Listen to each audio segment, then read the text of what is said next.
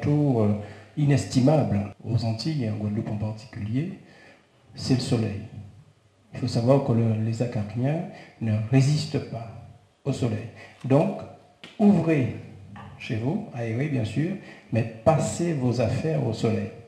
Nous allons payer au soleil, ils vont mettre des feuilles dans les là, ils vont mettre matelas dans les ils vont mettre toutes les tris dans les. Alors, il y a quelque chose qui m'a frappé ici aussi, aux Antilles, c'est que si tu nous levons la couche là, nous pressons pour nous faire.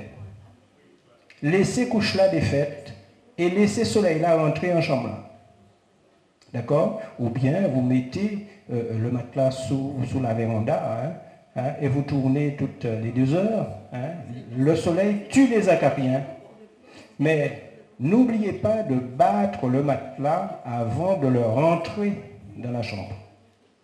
Autre chose que vous pouvez faire, c'est passer l'aspirateur sur le matelas. Il faut aspirer les acariens morts. D'accord? Ou bien vous prémunir d'une rousse anti-acarien. Il faut dire que je suis moi-même asthmatique depuis plus de 40 ans. Et j'ai vu arriver sur le marché tous les traitements qui existent aujourd'hui. Je les ai tous passés en revue, je les ai tous utilisés et je crois que ça motive. Ça motive pour en parler, ça motive pour s'investir personnellement dans une démarche comme celle-là. Donc je suis bien placé pour en parler. Et c'est pour ça que quand je prends la parole, j'ai du mal à la laisser, à la lâcher, parce que je suis concerné au premier chef.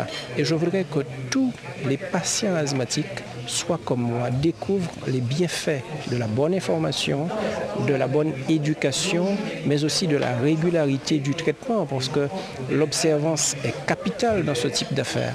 Mais si on n'est pas convaincu, si on ne connaît pas sa maladie, si on ne l'a pas accepté, on ne peut pas accepter le traitement.